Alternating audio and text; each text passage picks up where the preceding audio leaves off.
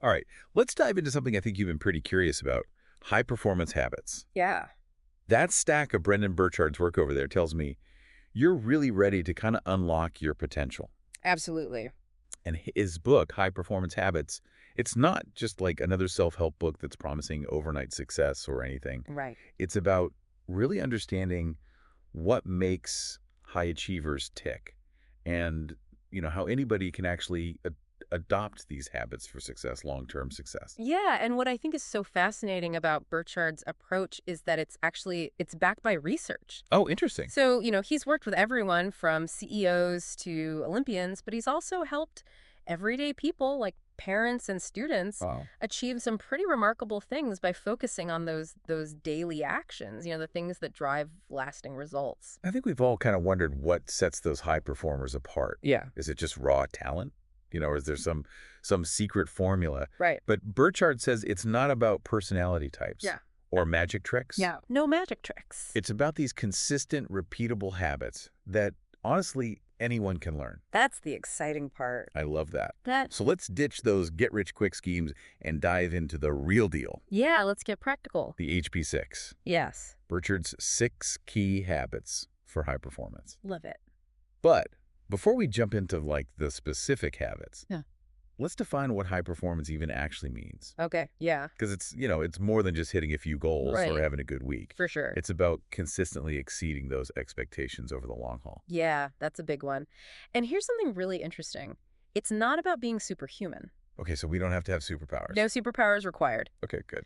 But what's so fascinating is that high performers, they tend to be healthier, happier, and even more adaptable to change than their peers. Interesting. So, for example, did you know that the top 5% of high performers are 40% more likely to exercise 3 times a week? Wow, that's a pretty big percentage. It is. And it's not even just about physical energy, it's about mental clarity and resilience. Which makes a lot of sense. When I'm exercising regularly, I definitely feel more focused and energized. Yeah. It's like those endorphins, they kind of give you an edge, not just in the gym, but in life too. Absolutely. So let's get into those 6 habits, Okay. the HP6. Yeah. The first one is clarity. Mm-hmm. And I think a lot of people associate clarity with like setting goals. Yeah. But Burchard, he digs a little deeper. He does. It's not just about knowing what you want. Right. It's about understanding who you want to be in the process. Yeah. It's a great point. So think about how you want to show up, in every situation, Mm-hmm. what kind of person you want to become, Absolutely. and how your actions really align with your values. It's a really important distinction. He asks this thought-provoking question in the book. Oh, I love his questions. Is the person you've been lately the person you want to become in the future? That's a good one. I have to admit, that kind of stopped me in my tracks. Yeah, me too. Because it's so easy to get caught up in that daily grind Totally. and lose sight of that bigger picture. Mm-hmm.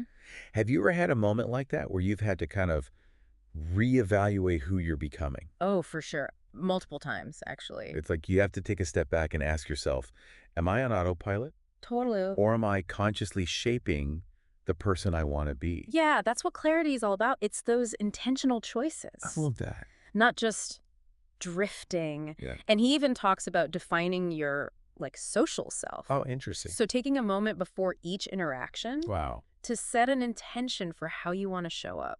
That's powerful. It is. So it's like setting an intention not just for what you achieve, but for who you are in every moment. Exactly. I love that. Yeah. All right, so let's move on to the next habit, Okay. energy. Yes. We talked about physical energy, but how do high performers manage their mental and emotional energy? That's a great question.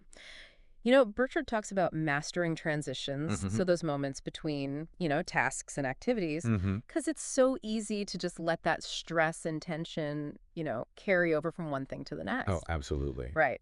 He suggests a technique called release, Okay. where you just close your eyes, repeat the word release, Mhm. and you consciously let go of any negativity before moving on. I've actually tried that. It sounds so simple, It is. but it's amazing how much it can really shift your energy. Totally. Imagine yourself, in a stressful situation, like right before a big presentation. Mm-hmm. Take a moment to just release that tension Yeah. and set a positive intention. It's like hitting the reset button Totally. on your mood. On your mood. It's all about being proactive with your emotional state. Yeah, 100%. He also recommends developing these mental triggers. Okay. So, for example, every time you walk through a doorway, Uh-huh. you could say to yourself, I will find the good in this room. That's nice. Just those little things can make a difference. I'm a big believer in the power of positive self-talk. Me too.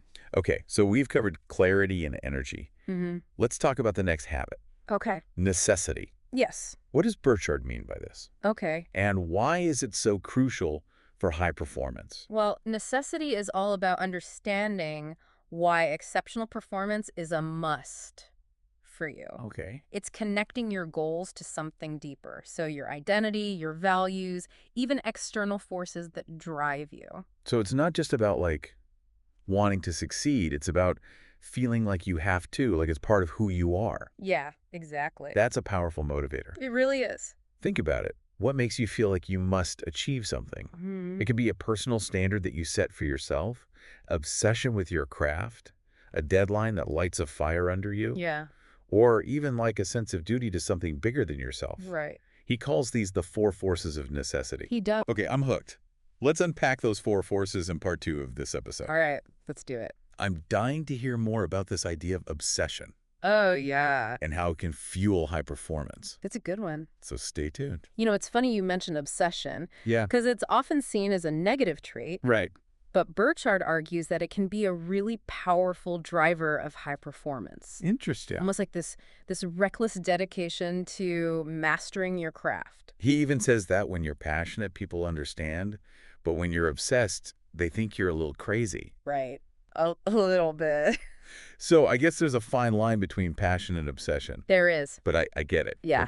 It's that intensity that pushes people beyond their limit. Absolutely. So walk me through those four forces of necessity. Yeah. What are the different ways people tap into that must-achieve energy? Yeah. So the first one is high personal standards. Okay. So high performers, they hold themselves to a really high standard of excellence. Regardless of the task, Yeah. it's that inner drive to always do your best, Right. even when no one's watching. It's like that saying, be so good they can't ignore you. Yes, exactly. It's not about perfection, right. but it's about that constant striving to improve. Absolutely. Right. Yeah, and that ties into the second force, Okay. obsession. Go ahead. Think about like world-class athletes, musicians, or entrepreneurs. Yeah. They eat, sleep, and breathe their craft. Mm-hmm. They're not just passionate. Right. They're consumed by it. So how do you know if you're passionate about something or truly obsessed with it? That's a good question. Is it just a matter of intensity? It's more than just intensity. Okay. It's about that feeling of, I can't not do this. Oh, wow. It becomes part of your identity. Yeah. Something you can't imagine living without. Okay, that makes sense. Yeah. What about the third force? Okay. External forces. So this is where things like deadlines, competition, even a sense of urgency come into play. Okay. Sometimes we need that external pressure Mhm. to push us beyond our comfort zone. Oh, tell me about it. Right. I'm definitely a deadline-driven person. Yeah. There's something about that looming deadline Oh, yeah. that makes me super productive. Absolutely. But what about the fourth force? Okay. Social duty. Yes. How does that fit into necessity? So high performers, they often feel a sense of duty to something larger than themselves. Okay. So their family, their community, even humanity as a whole. Wow. It's that feeling that your work has meaning and impact beyond just your personal success. That I can see how that would be incredibly motivating. Yeah, Knowing that your work is making a difference in the world absolutely. would give you that extra push to excel. For sure. Speaking of pushing forward, that brings us to the next habit, Okay. productivity. You know, in today's fast-paced world, it feels like everyone's obsessed with getting more done in less time. It's true. But Burchard actually challenges that traditional idea of work-life balance. He does. It's not about dividing your time equally between work and life. Right. It's about the quality of your time, Yes, not just the quantity. exactly. I think a lot of people struggle with that. They do. We're so used to measuring productivity by, like, how much we cross off our to-do list. Yes. But it's really about focusing on the things that truly matter. It is, right. Yes. And he also debunks the myth of multitasking. Yeah. Instead of trying to juggle a million things at once. Right. He argues that focusing on one task at a time Yes. with full immersion Mm-hmm. is far more effective. It is. I've definitely been guilty of trying to do too many things at once. Oh, me too. It feels productive in the moment, Yeah. but I end up feeling scattered and less effective overall. Absolutely. So what are some practical tips for boosting productivity? Okay, well, one of the most important things is to actually take breaks. Really? Yeah, it sounds counterintuitive, It does. but short, intentional breaks throughout the day Yep. can actually increase your productivity. It's Interesting. like hitting the refresh button on your brain. I've heard that taking breaks can actually improve your focus and creativity. It does. It's about working smarter, not harder. Yes, exactly. What other tips does Burchard offer? He also talks about identifying your prolific quality output, Okay. or what he calls your PQO. PQO. Okay. This is about figuring out what truly moves the needle in your work, Mm-hmm. the tasks that have the biggest impact, Okay. and then focusing your energy there. So it's about being strategic with your time and effort, Yes, not just being busy for the sake of being busy. exactly. I remember a time when I was so overwhelmed with tasks, Yeah. I felt like I was drowning. Mm-hmm. And then I took a step back, Yeah. identified my PQO, Yes. and started delegating or eliminating tasks that weren't truly essential. Smart. And it was a game changer. It is. It is. So we've talked about clarity, energy, necessity, and productivity. Right. Let's move on to influence. Okay.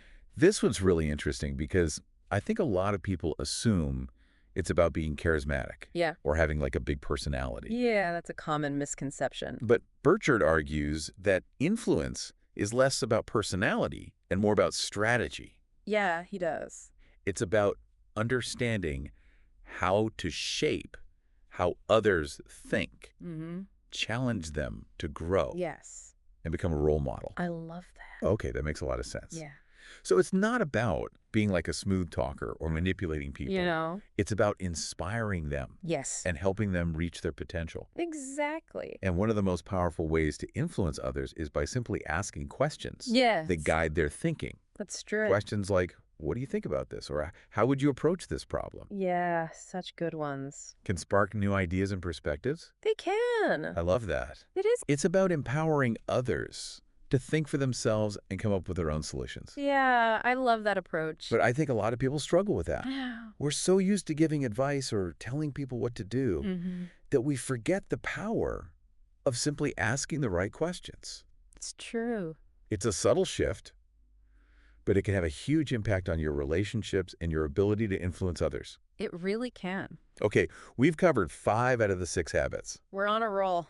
Let's tackle the final habit, Okay. courage. Yes. I think this is a topic that resonates deeply with everyone, Mm, especially in today's world where we're constantly facing challenges and uncertainty. absolutely. You know, it's interesting that you bring that up. Yeah. Burchard actually says that courage is one of the strongest predictors of success Wow. across all of the other habits. Interesting. So courageous people are more likely to be clear, energetic, and productive. It seems so. That makes sense when you think about it. Yeah. It takes courage to set ambitious goals, to push yourself beyond your comfort zone, It does. and to persevere in the face of obstacles. Yeah, for sure. And courage isn't just about facing those big, scary challenges. Right. It's about those everyday acts of bravery, Yes. like speaking your truth, standing up for what you believe in, Yeah. or simply taking action, even when you're afraid. Absolutely. He has this great quote, Oh, I love his quotes. "Courage is contagious, just like panic or cowardice. That's a good one. What we model for others really matters." It does. And he points out that courage can be trained, Interesting. just like any other skill. Okay. The more we act courageously, Mm-hmm. the easier it becomes. I love that. Like building a muscle. Yeah. The more we exercise our courage muscle, the stronger it gets. I like that analogy. So what are some practical steps we can take to cultivate courage in our own lives? So one of the most powerful things you can do is simply acknowledge your fears. Oh. Don't try to pretend that they're not there. Face them head on and ask yourself, what's the worst that could happen? I think a lot of people get stuck in that what-if cycle, Yeah, letting fear just paralyze them. absolutely. But you're saying it's about confronting those fears and realizing that they're often not as scary as we make them out to be. Exactly. And he encourages us to shift our perspective on challenges. Oh, interesting. Instead of seeing them as obstacles to avoid, Right. try to view them as opportunities for growth. Yeah, I like that. That's a powerful mindset shift. It is. Instead of fearing failure, we can see it as a valuable learning experience. Love it. And remember, you don't have to be fearless to be courageous. Right. Courage is about taking action even when you're afraid. Yes, well said. You know, this reminds me of a time when I was terrified to give a presentation. in Oh, front of a large audience. I yeah. was so nervous Mm-hmm. that I almost backed out. Wow. But then I remembered Burchard's advice Yeah. to honor the struggle and to act courageously even when I'm afraid. What happened? I took a deep breath, stepped onto that stage, and gave the presentation. Good for And you. guess what? What? It wasn't nearly as bad as I thought it would be. You see. In fact, it ended up being a really positive experience. That's great. It's like that saying, everything you want is on the other side of fear. So true. Speaking of facing fears and pushing beyond our comfort zones, Yeah. let's circle back to the concept of progressive mastery Okay. that we touched on earlier. Yeah, let's do it. I'm dying to know what the 10 steps of progressive mastery are. Okay, so Burchard provides this really structured approach to skill development, Okay. emphasizing the importance of deliberate practice, feedback, and continuous improvement. So the 10 steps are: get instruction from a credible source. So find a mentor, coach, or teacher who can guide you, model the masters, observe and learn from those who've already achieved what you want to achieve. Right.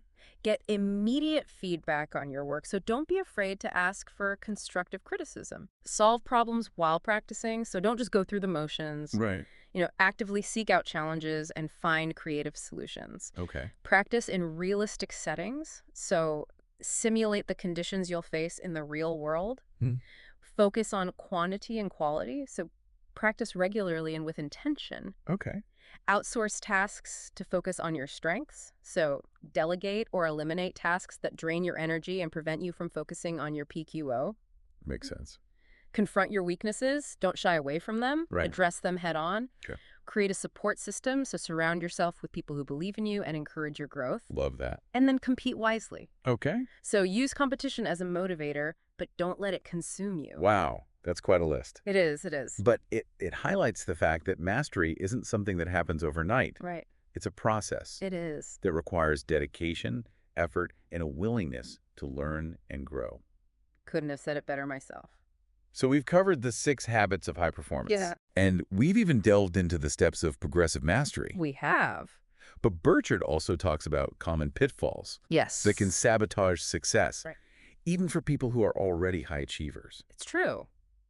What are some of those traps that we should be aware of? So one of the biggest traps is what he calls the lonely at the top syndrome. Okay. This is when high performers become so focused on their own success Hmm.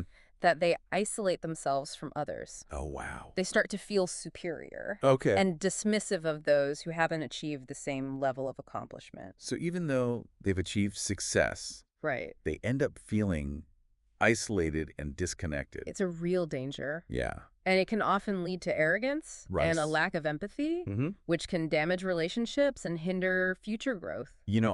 I've definitely seen that happen. Yeah. Sometimes when people achieve a certain level of success, Mm-hmm. they start to believe that they're better than everyone else. They forget that everyone's on their own journey Right. and that we all have something to learn from each other. Such an important reminder. It's a good reminder to stay humble Yeah. and connected, Yes. even as we strive for excellence. I love that. What other pitfalls does Burchard mention? He also cautions against mistaking activity for progress. Okay. This is when we get so caught up in being busy Hmm. that we lose sight of our goals. Right. We might be checking things off our to-do list, Yeah. but we're not actually moving closer to what truly matters. This is something I've definitely struggled with in the past. Oh, really? Yeah, I used to pride myself on how busy I was. Yeah. But then I realized that I wasn't actually making meaningful progress Right. towards my goals. You were just spinning your wheels. Exactly. It's so easy to fall into that trap, It is. especially in today's world where we're bombarded with distractions. Absolutely. But how do we avoid it? Well, Burchard suggests regularly checking in with yourself and asking, am I truly moving toward my goals, or am I just creating the illusion of progress? That's a great question to ask ourselves. It is. So we've talked about the lonely at the top trap Yes. and the danger of mistaking activity for progress. Mhm. What other pitfalls does Burchard caution us about? He also warns against neglecting important areas of our lives, Okay. even in the pursuit of high performance. Mm-hmm. So it could be neglecting our health, our relationships, our personal growth, even our spiritual well-being. I think that's a really important point. Yeah. High performance shouldn't come at the expense of our well-being. Right. or the things that truly matter to us. He argues that true high performance should enhance our lives, I love that. not detract from it. So it's about finding that balance Yes. between striving for excellence and nurturing all aspects of our being. Couldn't have said it better myself. I love that. It's about being a well-rounded individual, Yes. not just a high achiever. Exactly. So how do we avoid falling into that trap of neglecting important areas of our lives? Well, he suggests setting boundaries Okay. and making time for the things that matter most, even when we're busy. Right. So it might mean scheduling time for exercise, blocking out time for family and friends, or just making time for ourselves to relax and recharge. It's about being intentional with our time Yes. and making sure that we're not sacrificing the things that bring us joy and fulfillment. Absolutely. And he also stresses the importance of self-care. Oh, big time. Self-care is so important, Yes. especially when you're striving for high performance. Yes. It's about taking care of your physical, mental, and emotional well-being so that you can show up as your best self. Absolutely. And it doesn't have to be complicated. Right. It could be as simple as getting enough sleep, Yeah. eating nutritious food, spending time in nature, Yes. or engaging in activities that bring you joy. Those are all great ones. I think that's a great reminder for all of us. Yeah. It's so easy to get caught up in the hustle Mm-hmm. and forget to take care of ourselves. It's true. Okay, so we've covered the HP6, Yes. the common pitfalls to avoid, Right. and even the steps of progressive mastery. Yeah, we've done a lot. But one thing that really stood out to me in the book was Burchard's discussion of confidence. Oh, yeah. He has a really interesting perspective on it. He does. He argues that confidence isn't just a feeling, Mm-hmm. it's something you build. Yes. It's based on 3 key pillars: Okay. competence, Mm-hmm. congruence, Yes. and connection. Love it. Okay, let's break those down. What does he mean by competence? Well, competence is about developing your skills and abilities. Okay. The more competent you are at something, Mm-hmm. the more confident you'll feel in your ability to do it well. That makes sense. And this ties back to the concept of progressive mastery. Absolutely. So it's not about being born with natural talent. Right. It's about putting in the effort to develop your skills. Exactly. And it's not just about technical skills. Right. It's also about developing your emotional intelligence, Yes. your social skills, and your ability to navigate challenges and setbacks. A holistic approach. So the more we practice and improve our skills, Yes. the more confident we'll feel. Makes sense. What about congruence? Okay. What does that mean in the context of confidence? So congruence is about living in alignment Okay. with your values and your vision for yourself. Mm-hmm. So when your actions match your beliefs and your goals, Yeah. you feel this sense of integrity and authenticity, Right. which boosts your confidence. It's about walking the walk, not just talking the talk. Yes, precisely. It's about being true to yourself Mm-hmm. and living in a way that reflects your values. Love it. I can see how that would boost your confidence. Yeah. When you're living in alignment with your values, you feel good about yourself, Mm-hmm.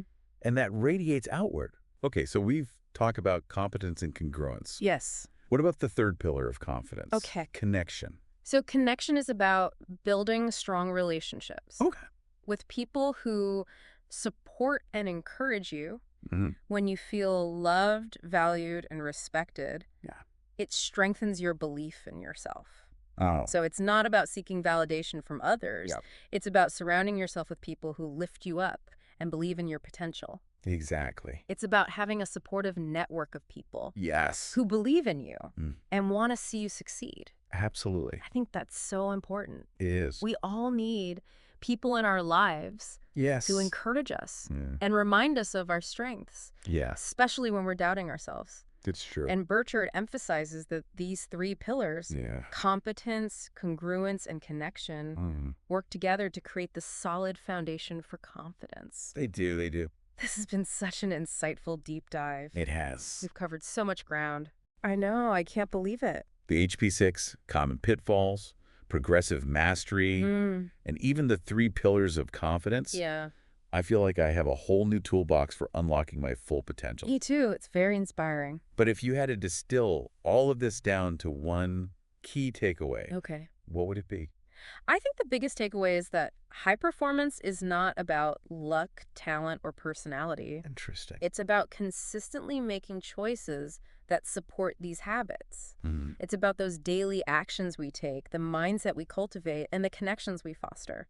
Beautifully said. Thank you. And I think Burchard makes it clear that anyone can achieve high performance, Hmm. regardless of their background or their circumstances. He does. It's about that willingness to learn, to grow, and to consistently strive for excellence. I agree. He does. And I think this quote from the book sums it up perfectly. Okay. As soon as you trust yourself, you will know how to live.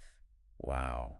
That's powerful. It It is. really is a powerful quote, and it's so true. Right? It is. And it brings us back to something you said earlier about everything being trainable. Oh, yeah. Even confidence, Yeah. which can, sometimes feel so elusive, It can. but it can be strengthened with deliberate effort. Absolutely. And, you don't have to overhaul your whole life Right. to start building confidence. Right. Small, consistent actions can make a really big difference over time. I love that. Yeah. So if someone is feeling, a lack of confidence in a particular area, Yeah. where would you suggest they start? Well, I would encourage them to think about which of those three pillars, competence, congruence, or connection, Right. feels the weakest for them in that moment. Right. Then brainstorm one small action they can take to strengthen that pillar.